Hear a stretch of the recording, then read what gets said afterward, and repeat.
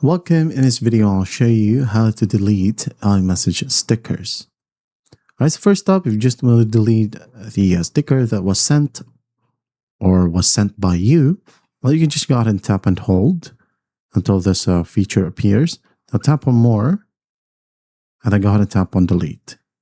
Okay, delete message, and after that, it's gone. Now the other option, if you want to delete your custom sticker, you'll need to go ahead over to the plus sign right here. Tap on it. I got to tap on stickers.